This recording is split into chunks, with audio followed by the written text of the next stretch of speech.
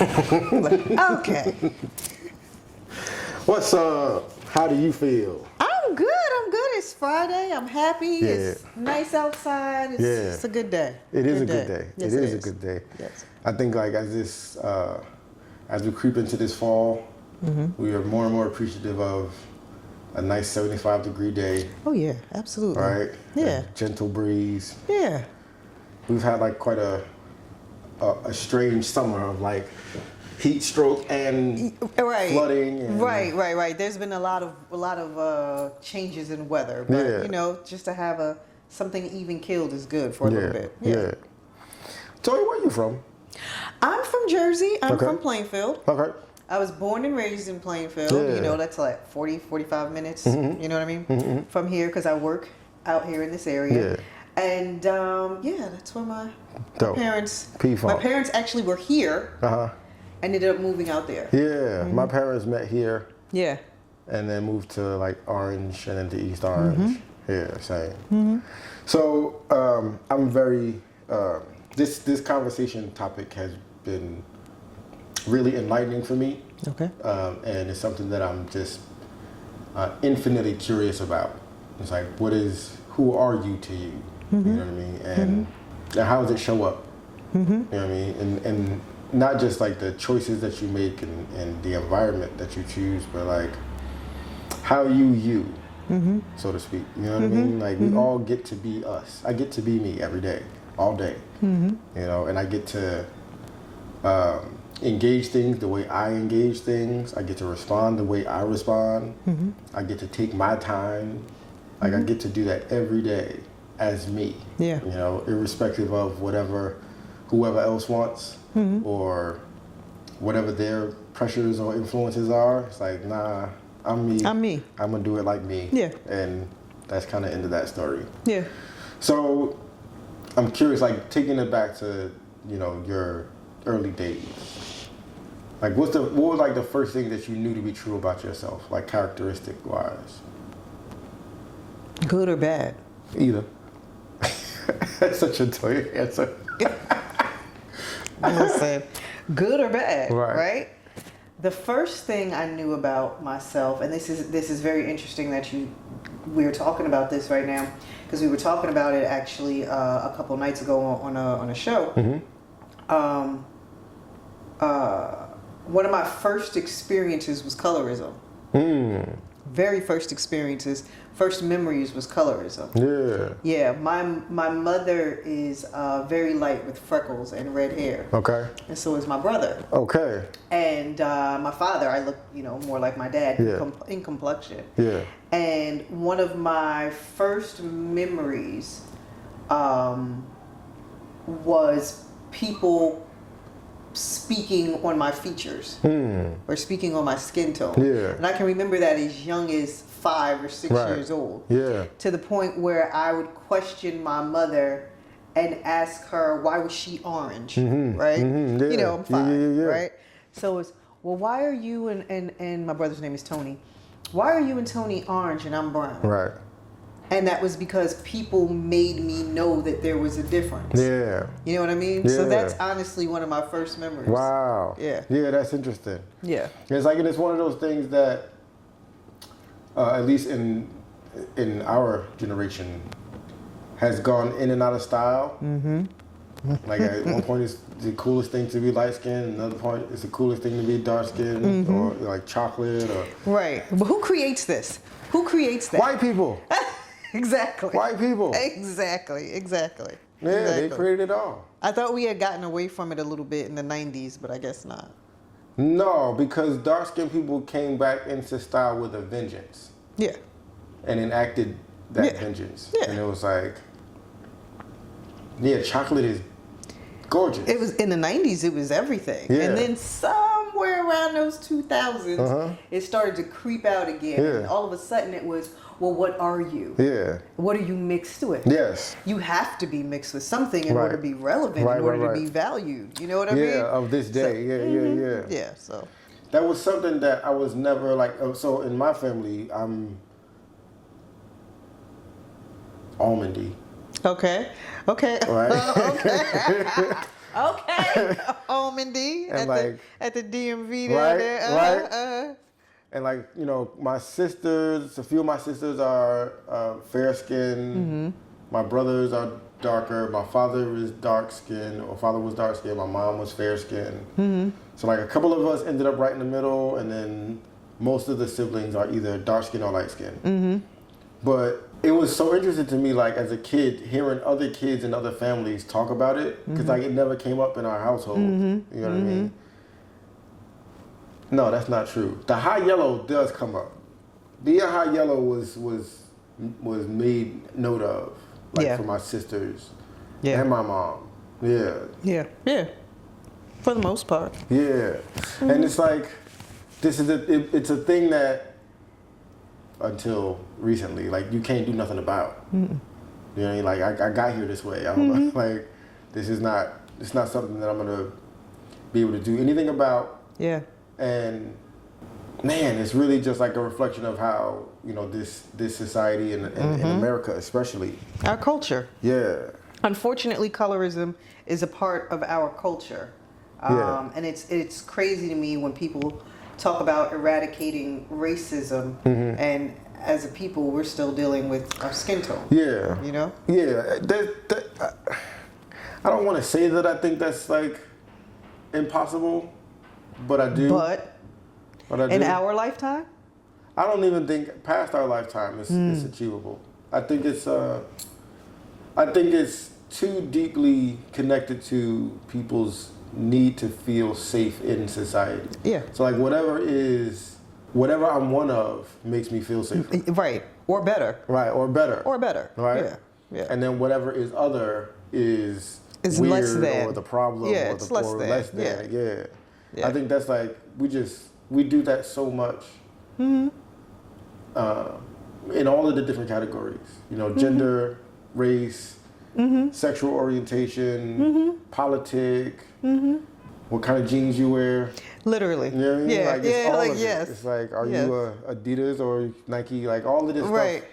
Right. iPhone, Android. Definitely iPhone, Android, You know, Team it's iPhone. everywhere. Look, Yeah. Team iPhone. But for the record, iPhone. Team iPhone. Yeah.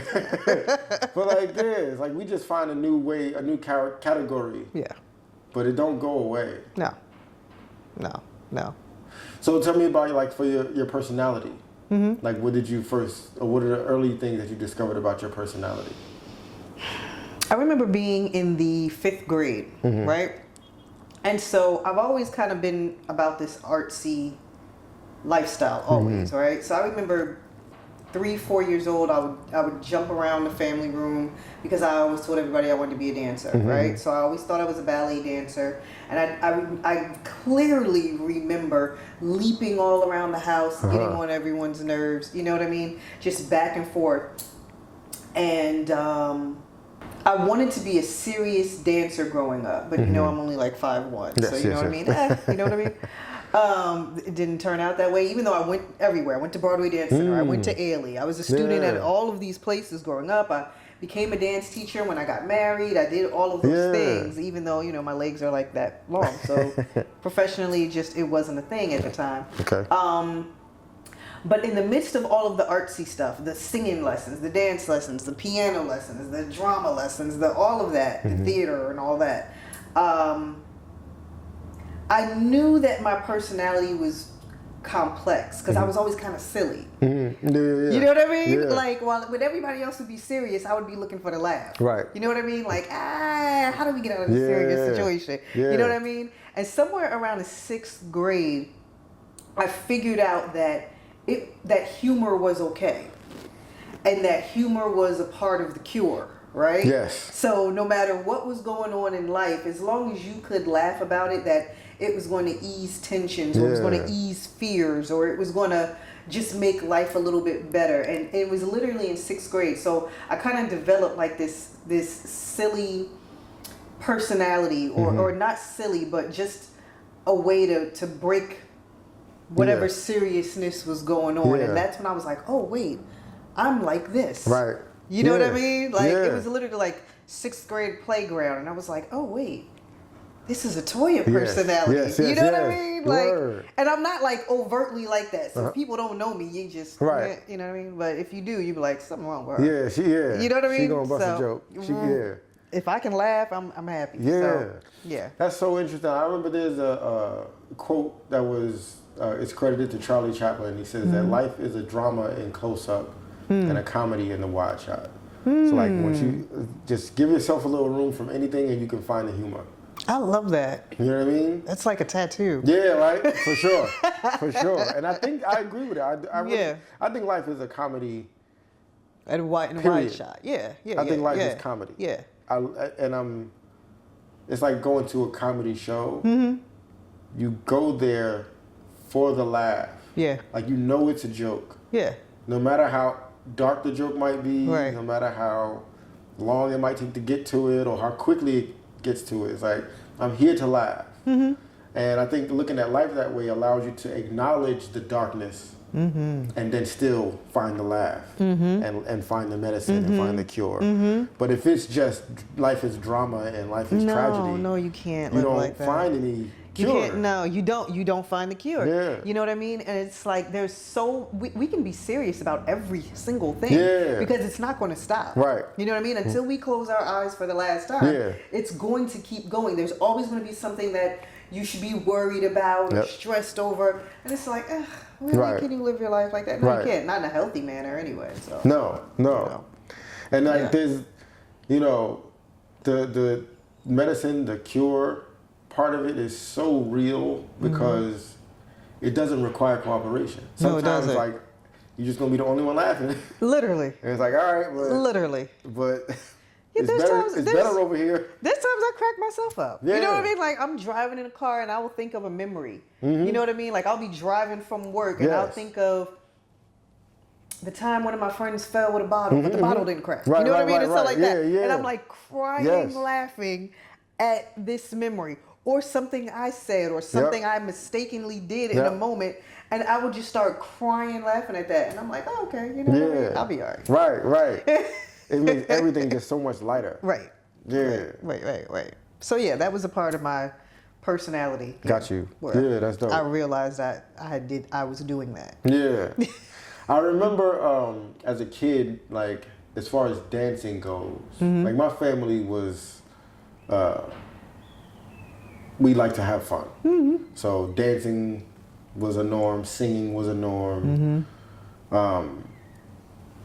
Routine, like putting on routines for the family, all that type of stuff. But as far as dancing, I remember something at like, toddler age or like, early adolescent where I was aware that I know that I'm coordinated. You know what I mean? But that at that time, so much of dancing was choreography and not like freestyle dancing. Right. You know what I mean? Like I remember MC Light had a video that my brother and his friend would practice the dance routine because she had the two dancers doing these, and it was like that's 100% choreography. There was no dancing going on. It was all choreography, and this is like 80s hip hop. You know what I mean? And it was the same like everywhere. Like if you look at Soul Train, once they come down the line, they're doing moves. Like this isn't just feeling the music. Right. Yeah. And like no diss to it, but like I remember realizing at a young age that I know how to dance because I know how to feel good with the music. You know what's funny? Even though I was, after jumping around the house, they put me in dance just to get, out of their hair, right? Yeah. But my family, they felt rhythm. They felt beat. My brother, it was a club head before I knew what a club head was. You know what I mean? So it was all just freestyle dancing. It was all house head dancing before we all knew what that was, right? And I used to watch him and I used to be like, what are you doing? Because I didn't see that on... Right. You know what I mean? Like Colonel Abrams would come on. You remember Colonel Abrams? You No. know what I mean? You don't Who's remember that? Colonel No, Abrams? not by How much name. older am I than you? Don't do that. You know what I mean? Let's not do that. Colonel Abrams would come on, and like, you know, and I would watch him move, and I would be like, what is that? You know what I mean? Like, and ironically, my mother was a dancer too. Okay. My mother can't even, you know, my mother doesn't walk now. Okay. But when she did, even like a few of her last steps before she was bedridden, she was still dancing. Yeah. You know what I mean? So I watched them. I watched them feel the music. I watched them feel the beat and you know, and just move. So. Right. Yeah, man. Like they say that babies learn to dance before they learn to walk, right? And they do. Not they say, it's true. Right? It's true. It's true. Yeah. It's true. Sheesh. Yeah, it is true. So okay, so you dance. They put you in dance class. Mm-hmm. Was there anything about your personality that you heard other people say about you? Like, did you ever hear people talk about your sense of humor? Like, you know that you're silly. Mm-hmm. But that's not the same as other people saying you're funny. Right. Well, the main thing is, you know, I grew up kind of like in the suburbs, so I was the only black person. Okay. I was the only black person for years. Yeah. Okay. Years. I think probably up until I had gotten into high school, I might have been one of the only black people in all of my dance classes at that dance studio for years. No, middle school. I was up until middle school, and I started when I was 5. So, I was the only black person. So, I don't think there were too many people at the time that really were trying to get to know me. You know what I mean? Because I wasn't going to their houses. You know what I mean? Like, it was, you know, during school, I was with all of my peers, and I was with, you know, all black children. And then after school, most of my activities were in other towns, and I was the only black person with all white children. So I don't know. I don't recall them knowing too much of my personality because I wasn't as open there as I was around. Right. You know what I mean? Yeah. Around everybody else. Yeah. So they didn't know me. I dig it. They didn't know me. Yeah, I dig it. Yeah. My friends at school, they did. Right. But in dance school or in piano lessons or anything like that. Right. So let me ask you this. Present day, what is Latoya good at? Oh, God. I don't know anymore. Oh, stop it. You know what I mean? What is Latoya good at now? I'm a great mom. Talk. I'm a great mom. Yes, I mean, you know what I mean? That may sound arrogant or may sound conceited, whatever it is. I know I've been a great mother. I have 2 boys. I have 2 grown boys. I have one that's about to graduate from college, and I have another who went to NJIT, has a career, and is engaged to be married. Oh, beautiful. Right? So, and I have a stepdaughter too. I'm not going to leave her out. Of course. I have a stepdaughter too, you know what I mean? Who just had a baby. So I'm technically a grandma? Yeah. Step-grandmother? Whatever.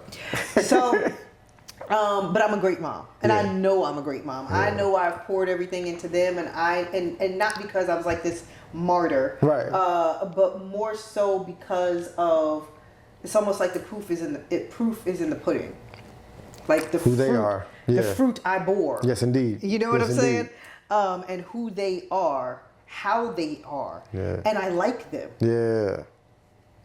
Yes. Every parent don't like children. Absolutely. Can I curse? Absolutely. Because you know what I mean? Some people give birth to assholes. Yeah. You know what I mean? And sometimes you know they assholes. They're like 4 and you're like, God damn. Right. And some people raise assholes. And some people raise assholes. You understand what I'm saying? Yeah. I did not do that. Right. You know what I'm saying? And I'm proud of that I did not do that. And I was a young mother too. I got married young. I did all of those things very, very young. And so my children could have been one of those people. You know what I mean? And they are not. And I know I'm a good mom. I know I'm a good mom, and I pride myself on being a good mom. How did that? Was it something that you were always like your relationship with motherhood before you became a mother and after you became a mother? I was a mother really young. I don't even remember not being one. Right. Sad, right? No. No. How could that be sad? I mean, because people have these life experiences with this freedom and all this, things that they were able to do before the responsibility came, right? Okay. I was 18. Yeah. So I was graduating high school, going to college, and it was like, "Ooh, baby," and I was like, "Oh," you know what I mean? So I don't remember too much. I was going. Speaking of dance, I was going to Alvin Ailey, so I was getting on the train, going back and forth to the city, and then one day it was like, "Oh, wait, something's there's a belly doing. Whoa," you know what I mean? So I was like at 18. Yeah. And so I knew I had great parents. I knew I came from good stock. Yes, I knew my parents were, and maybe everybody says this, but I knew my parents were different from other people. And I felt like whatever it is I was getting from them, even as a child, was different. You know what I mean? And so I credit everything to my mother and my father. My father is now deceased. Okay. He passed away maybe 20 years ago. He passed away on my wedding day. Oh, wow. Yeah.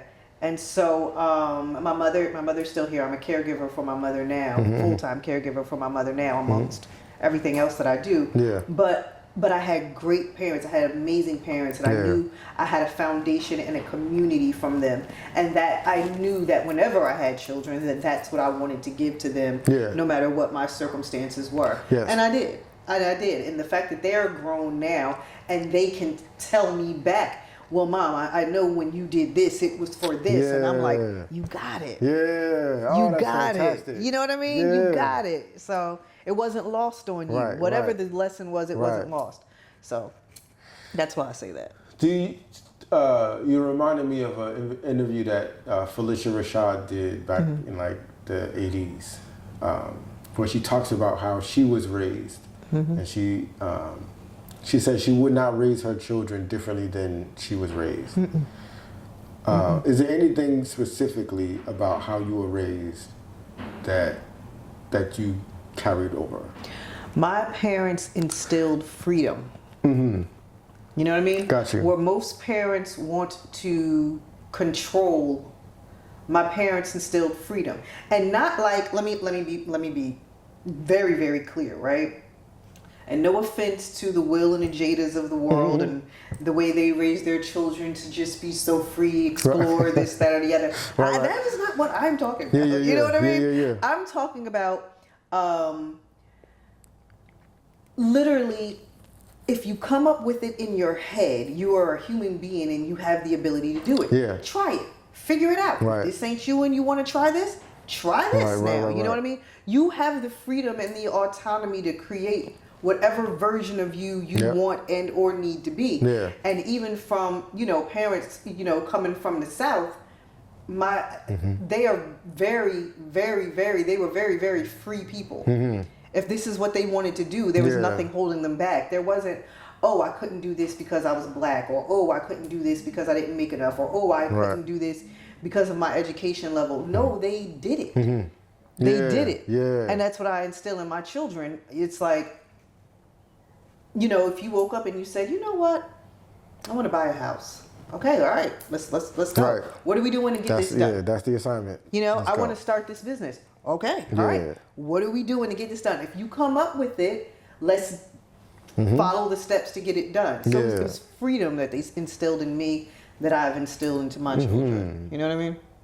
That's so ill because for me, so I grew up the youngest of... I'm the youngest too. 7. Dope. And so I credit a lot of the way I grew up with... I credit a lot of the way I grew up to my parents were a little older and didn't have the same energy. Yeah, right? mine were older too. Yeah, I get that. So some of that freedom just came from they ain't got the energy to be. They don't got time for chasing behind me. Yeah. And I'm not doing anything. Right. You know what I mean? Dangerous or bad per se.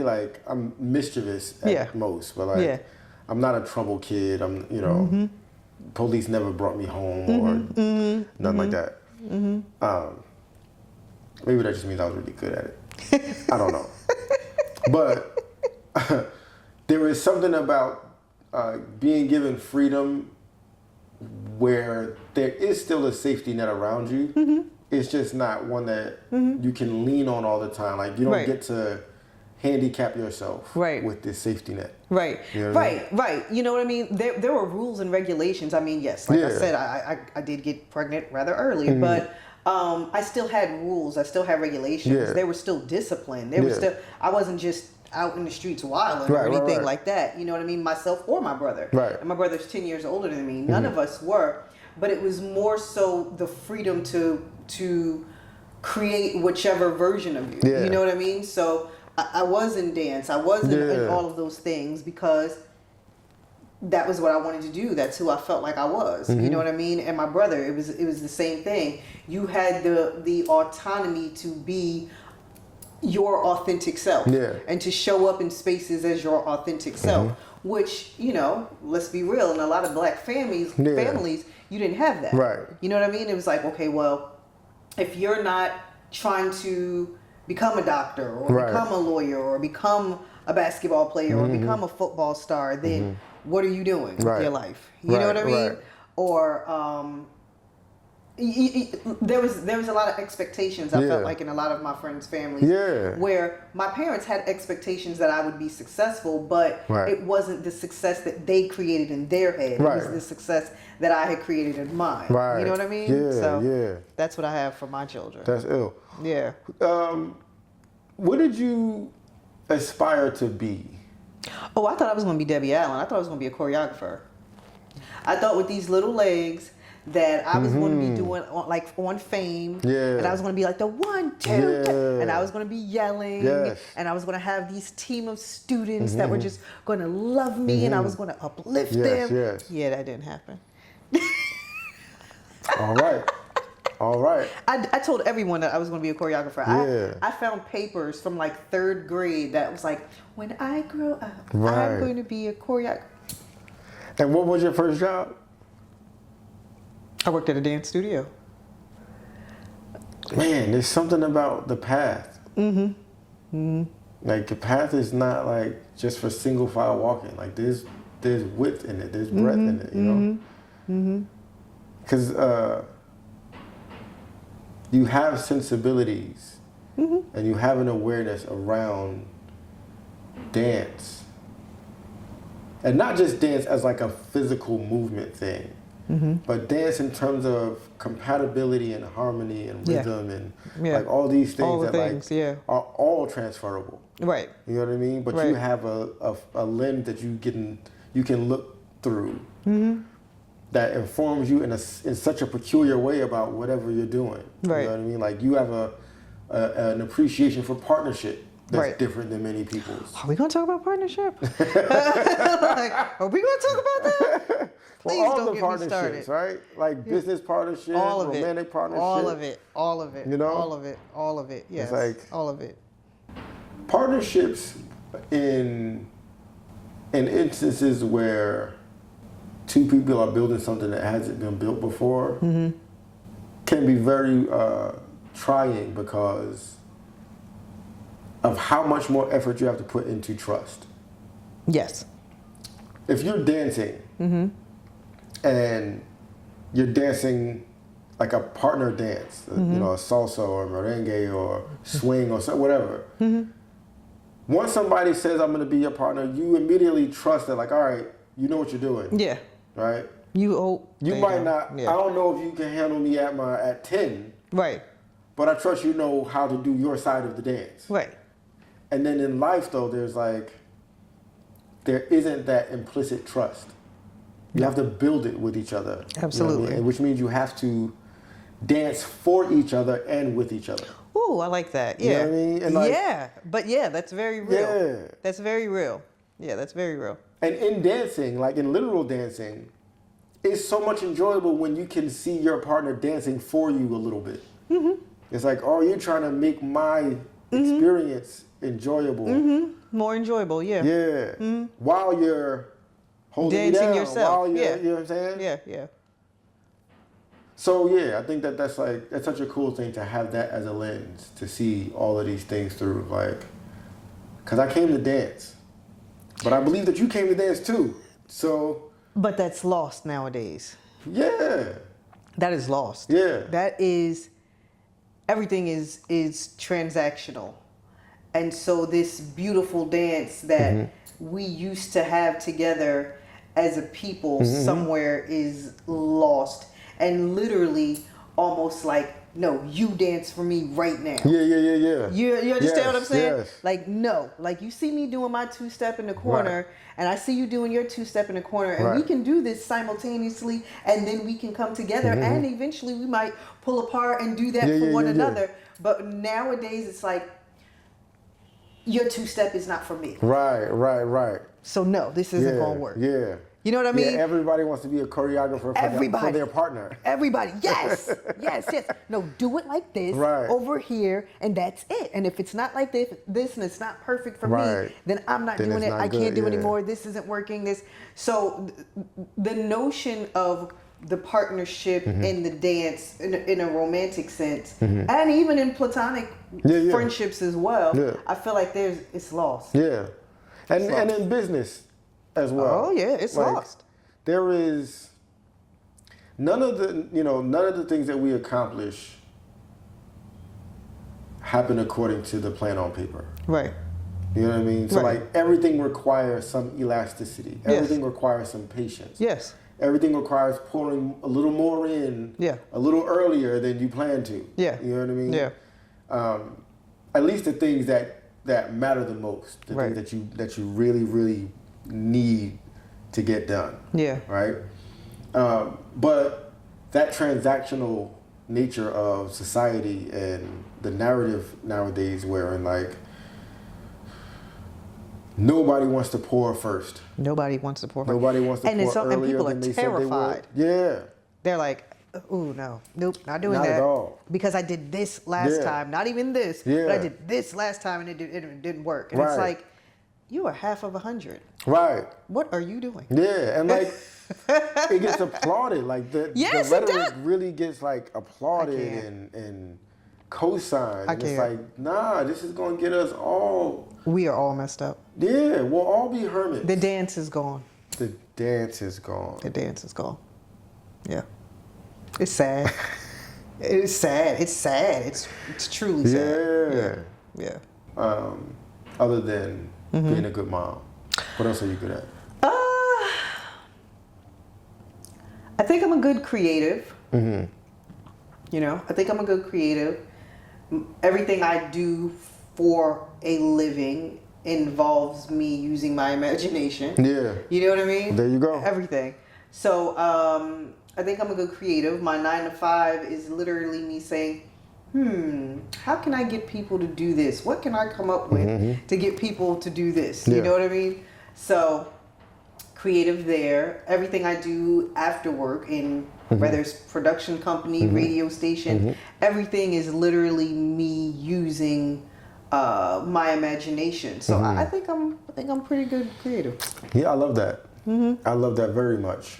I think that creatives are the hardest people to bullshit. Yes. Because we're half crazy? We're at the front of execution. Like we actually did the thing. I'm like, we're half crazy? Well, yeah. Because you got to be crazy. I mean, there's a little bit of yay in all of us. You know what I'm saying? Yes, indeed. You know?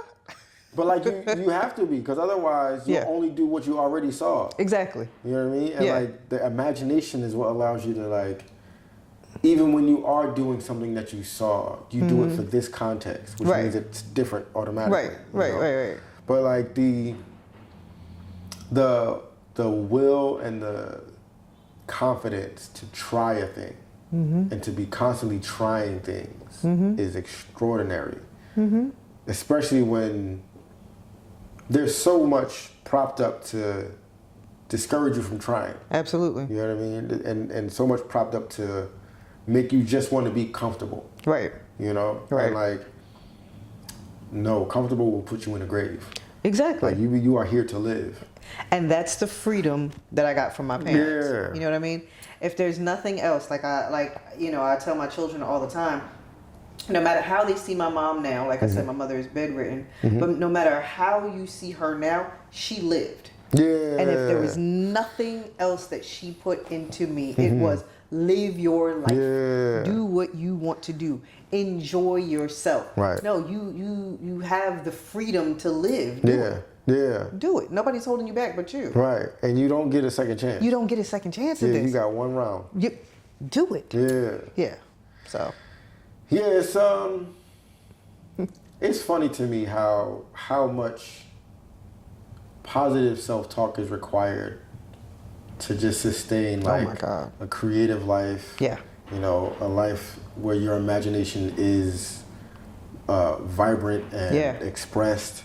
And like it requires so much positive self-talk. Yeah. And positive self-talk isn't just how you talk to yourself. Like I thought about this the other morning. Mornings are my time. Like that's just my. I have a great day if I have a great morning. So I make it my business to have as great a morning as I can every day. I hear people do that. I'm just. Yeah. I'm not a morning or a night person. I don't know where the hell I am at this point, but All you know, right. All right. I'm somewhere in the middle. Hey man, Yeah. somebody got to be. Yeah, but I hear about these appreciate it. morning people, and I'm like, oh, Yeah. sounds great. Yeah. But like it's been really encouraging for me and confirming for me to like establish what's good to me. Meaning to my preference and to my health. Like Right. good to me and good And to for me. you. Yeah, Yeah, and for me. you. Yeah. And like how much confidence I walk out into the world with once I know I've been good to me and for me. You know what I mean? And like I don't need you to do it for me because I did it before breakfast. I'm already doing all of this. Yeah. Yeah. You know? And It takes pressure off of whomever else is in your life. Yeah. Like the more confident you are in being you, the less pressure it puts on other people because you know some people are so intense that they're draining. Yeah. And I never want to be that person to my circle. You. You know what I mean? Yeah. I never want to be like if you feel any kind of energy from me, I'm hoping that it's motivating you or inspiring you to do something, or you feel comfortable in my energy. I never want to be a drain on people because I'm not secure in something that's going on in my life. You know what I mean? Like, because then you're just ricocheting. You're not even being you. it's just it's too much. Yeah. It's too much. Yeah, the energy thing is interesting because, like, to your point, is who I am is who I am and how I am, and being self-aware and genuinely self-confident means that I don't feel the pull or the pressure to put myself on display. Like I put myself on display for my own audience. Yeah, for my eyes. For me, right? yes. This is for me. Yeah. Yeah. And I don't need to be in the room with it. Like I do it in the shower. I do it in cooking. I do it watching television. Like I do it like to your point when a memory pops up. I sit inside that memory because it's so hilarious. Yeah. You know what I mean? And I'm giving myself that entertainment in that moment. Like I don't need it to come from outside. The external forces. Yeah. But it also allows me to appreciate other people when they do bring something. Right. It's like a pleasant surprise. It is. It's like, oh, wait a minute. Oh, look at that. You know what I mean? Like I already know who I am and how I am and how I'm going to show up. Right. But it's like you decided in your day to pour into me. Yeah. Or bring me this joke. Yeah. Or make me laugh or bring me something inspirational. It's like, well, thank you. Yeah. Thank you for being you, your humanness, whatever it is you are. You know what I mean? So no, I love that. Because it's all, in my opinion at least, it's all just a reflection of like genuinely seeing each other. Right. You know what I mean? And not seeing each other for what you want the other person to be. Just seeing the other. I remember the other day I was walking out of the elevator and like somebody I was in the elevator going down to the first floor. The door opened and they immediately walked in, right? And it was like, all right, so I know I came from learning of elevator etiquette and Okay. escalator etiquette and sidewalk etiquette and all this stuff. Subway train etiquette, all this. And it's like, all right, that's true. But, and she was a black woman. So I'm like. So she didn't wait for the people to come off. She just. No, it was just me though. Okay. But in my mind, I was like, I've been in that moment in my own head countless times where, for whatever reason, I put pause on the world and forgot there's other people and there's a way to do this. And I'm just thinking about, I'm trying to get up because whatever, I got to go to the bathroom or I gotta send an email. Whatever it is, right? yeah. And so I decided to make a joke about it. Like, I said to her, I said, that's right, it is your world. So walk through it like it's yours. And then I go on about my business. She laughed and I laughed and we go on about our business. Did she even know what you were referring to? She did. Okay. But it was like, I chose to make light of it and to make it a teachable prop moment. her up. Well, but in a way that it was like, you know what I mean? Yeah. You go girl type stuff. Yeah. You know what I mean? Yeah. It's like, yeah, the jewel is still in there, but doing it Message. in a way that, yeah, right? But like doing it in a way that we can both still laugh. Right. Like changes everything about the interaction. Yeah. And it's like, it's not retaliation. Right. To your point before, it's like when somebody can actually just like encourage you or they're not weaponizing anything against you. You know what I mean? And I was like, in that moment, I was like, yeah, of course, if I'm taking up the role of the morality police, then I got a ticket to write to this person. But like, I don't want that job. Why? I don't want to do that. Why? I want to laugh. But you know what? Unfortunately, everybody's the morality police nowadays. Everybody. And everybody has tickets to write. Yes, indeed. And so the world is full of people that are just giving out said tickets on whatever they feel like is wrong or not right or whatever it is that they want to call it. How the whole world should be. Yes. Listen, is it time for this orange, this shade of orange? Right. Should we be doing this? I mean, it's October. I mean, should we wait till November? Should we, like, everybody, shut up. Chill out. Do you remember that scene in Fresh Prince of Bel-Air when Queen Latifah was on it? Yes. And he was asking her, somebody asked her about like wearing white before Labor Day. Oh, after Labor Day. After Labor Day. Yes. And she was like, if it's clean, I'm wearing it. And I was like, yeah. Like, it's after you Labor gotta Day. be able to do both.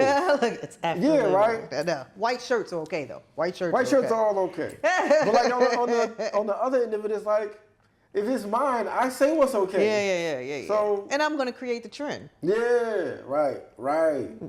I'm gonna create the trend. So you know. Let's talk about style. Okay. Where do you get your sense of style? Who did you observe as a child be stylish and fashionable and glamorous and gorgeous and? My mom. I hope I can be fashionable and glamorous and gorgeous and all those things. My mother didn't have all of the name brand stuff, but again, that freedom. Yeah. You know, and to this day, I'm gonna tell you a story. I was in crazy store. I was like Big Lots, right? I just so happened to be walking around Big Lots. I was like buying like kitchen towels or something like that. I don't know. And I walked over, and I'm walking around the whole store because now I'm listening to music. I'm walking around. Now I'm enjoying myself, and I'm like, "Ooh, they got Snickers popcorn." You know what I'm saying? So now I'm like randomly just throwing stuff in the cart. I ended up going to the home goods section, and they had comforter sets on sale, right? And I have a king size bed, so I was like, "Oh, they got comforter sets on sale." So I put one in the cart. My mother decided she called me. Well, she called me at the time when I was putting it in. She was like, well, what are you doing? What are you doing? And I was like, oh, I'm putting a king size comforter set in my cart. And she was like, oh, well, how much were they? I told her. She was like, oh, that's a sale. And I was like, I know. She was like, get 4. You know, you understand what I'm saying? Get 4. Like most moms are like, well, save your money. No. If I buy a dress and my mother just so happens to think that it's nice, because everything, she'd be like, girl, don't wear that. But if she so happens to think it's nice, and she'd be like, did you get it in every color? Wow. If it's a shoe that I like, Did you get it in every color? So she Yeah. is not this person that discourages me. Right. So I get it from her. I watched her with every single shade of a shoe or a bag or a hat or accessories up the, you know what I mean? Yeah. Or no, I need 8 coats for this season. And first of all, my mother's from Miami and doesn't like wearing coats. But she would have 8 coats, wear none of them, but she needed to have them. You know what I'm saying? So it's like, I get it from her. So now when I'm doing things, I'm like, clearly I'm going to need 4 or 5 of those. You know what I mean? Yeah. So when it comes to fashion and style, for me, it's about freedom. It's like, okay, I'm going to need every single pair of jeans that are in this season because I'm going to have to put those with different things, and I'm going to have access to them to create this outfit. Right. Like earlier today, I watched Power. I don't know if everybody watches Power, right? But I watched Power, and Coach is now making a comeback, and so Tariq was wearing a varsity Letterman jacket with a C on it, and I was like, whose jacket is that? I was like, is that Coach? No, that can't be Coach. So now I'm like looking online. I'm like, yep, bing, bought it. You know what I mean? Because now I'm like, I love that. I love Letterman jackets. I love, those varsity jackets. So now I'm like, I got to have that too. So I don't know. I think from my mom, and just having the variety and just having a sense of style comes from her. The whole wanting to be glamorous all the time thing. I just so happen to work where I work, where there's always a gala, there's always an event, there's always something that's black tie, there's always, you know what I mean? And I love all that stuff because I like playing dress up the same way I did in her stuff. You know what I mean? So, I always wanted Diane Carroll hair or Diana Ross hair.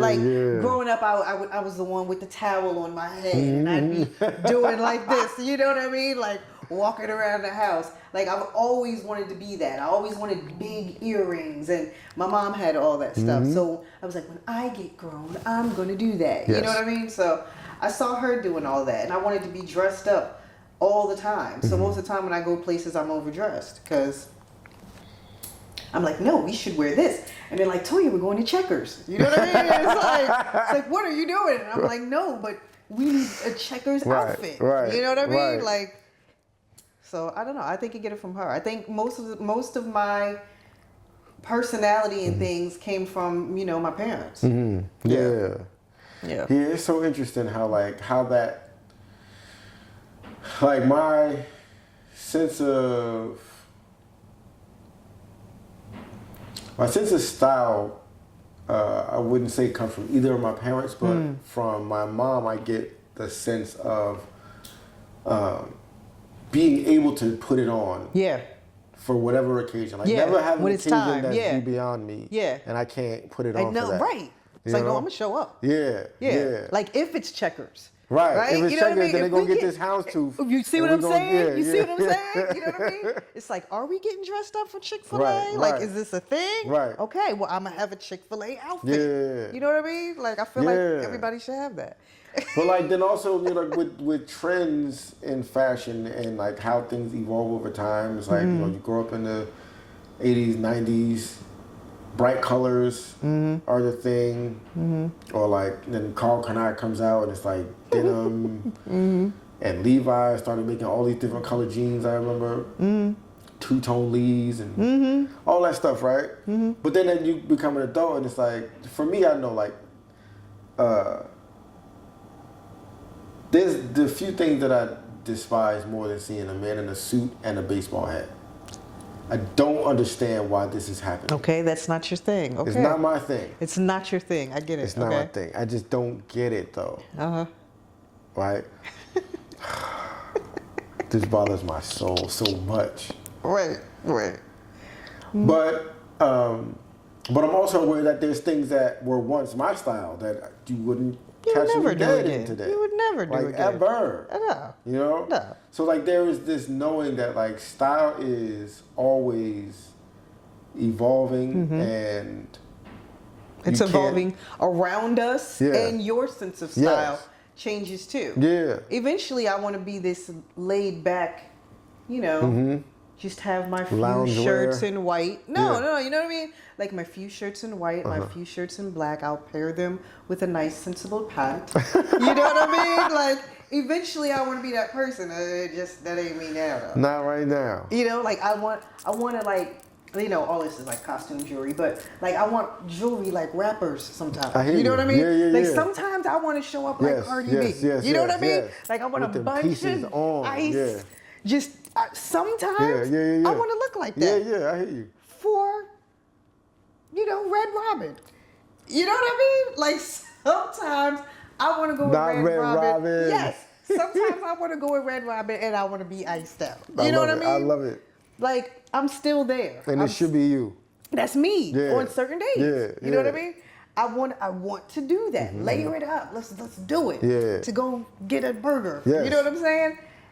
You know what I mean? But one day I'll, you know. No, I get this very much. Like I'm really with you there. You see what I'm Like if saying? I'm getting dressed to go anywhere, I'm not getting dressed in my worst. I'm not getting dressed in just what's comfortable. Throw it all on. Like throw it all on. Some Right, days. right. You know, one day I'll have a line of white shirts, a line of black shirts, a sensible pant or a Pant. skirt, a pant. You know what I mean? And whatever sensible shoe that's this high or Yep. flat. You know what I mean? But Not today. Not today. Not today. You know, I'll take the weave out. You know what I mean? And you know what I mean? And then one day. Yeah. Just that ain't today. I got one more topic I want to Yes. talk about. Mm-hmm. What's your relationship with death? With death? I don't fear death. My apprehension on death, when I think about it now, and I'm gonna tell you why it's very real to me right now. I mean, it's real to everybody, but I fear leaving my children. And not because I don't think that I have imparted enough in them Right. to be able to sustain life without me. Right. But just because I don't want them to have to deal with that kind of sadness and transition Yeah. at this stage in their life. Yeah, You know what I yeah. mean? I actually had a very close friend of mine that just passed in June from breast cancer. So that's Okay. why my nails are pink and I have the Okay. bows and everything on it.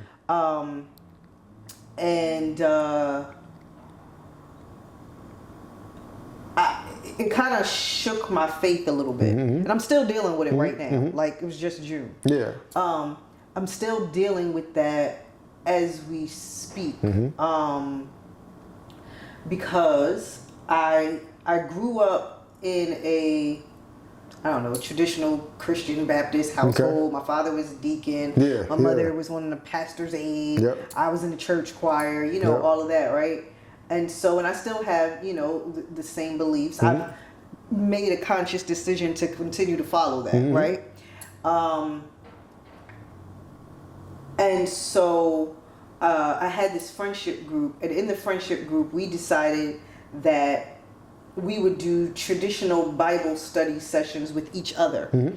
And so we were getting, books from this one church that were, segmented out so that we could Yeah. do these sessions, and no matter what the topic was, whether it was spiritual warfare or season of stillness or, whatever it was, we would go through these sessions with each other. Yeah. And because there was 7 or 8 of us, we would pair off with each other. My friend that passed away was my prayer partner, right? So outside of doing these sessions in group, when we would pair off with one another, we would talk about our feelings about the lessons and how we are applying those things to our everyday life. And so I talked extensively about the life she wanted. Yeah. I talked extensively about her faith and her needs and what she believed that God was going to do and the things that she thought she was going to see and have. And she has a daughter that is 21 in her last year of college now, and her only daughter. And she wanted to be married one day. She had never gotten married. She wanted to buy a house one day. She had never bought a house. All of these things that she wanted to do. She was successful in her own right. You know what I mean? Yeah. But Yeah, it shook me. Yeah. It shook me because of our age, you know, being in our 40s. Yep. And for that to just be it. Yeah. And I know the things she prayed for because I prayed for them with her. Yeah. I know the things she thought she was going to see because we had these extensive conversations, and I'm just like, yeah.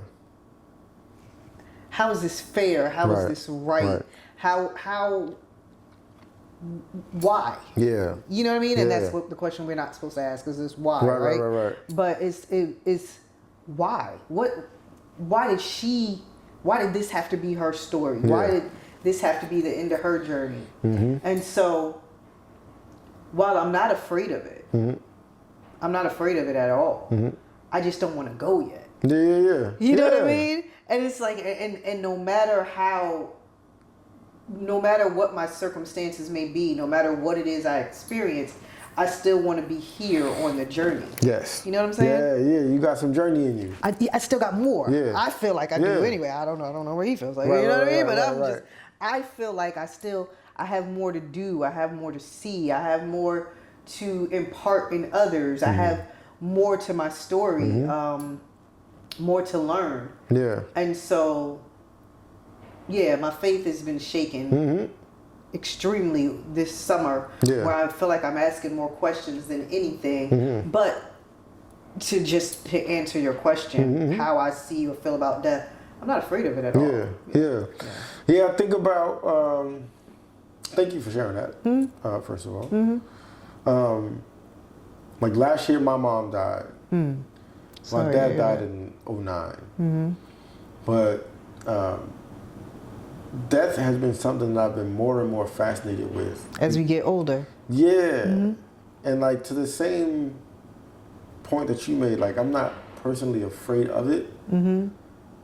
I have a very strong feeling that I have so much more that I have to do. Yeah. So much more that I have capacity for. Yeah. And so much more willingness to stretch to meet that capacity. Right. Like I know that it's beyond what I am right now. And I have such a willingness to expand and stretch and learn to meet that capacity. Right. You know what I mean? And it feels like robbery to not have that opportunity. Right. You know? Right. That's exactly what it feels like. Yeah. Yeah. I said that. Literally, I said that in a conversation with one of my other friends. Yeah. I remember when my mom was sick. I don't think she had died yet. My mom had cancer. She had got diagnosed with cancer in the spring. And she died September. And I was on TikTok and I stumbled across this video of Yeba singing Bridge Over Troubled Water, right?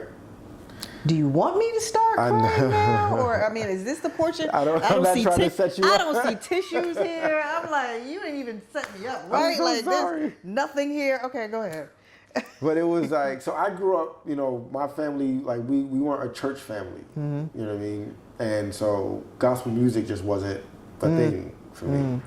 But listening to the lyrics of the song, so I'm sitting there on the side of the bed, you know, on my phone, and this song comes up, and it's ridiculous.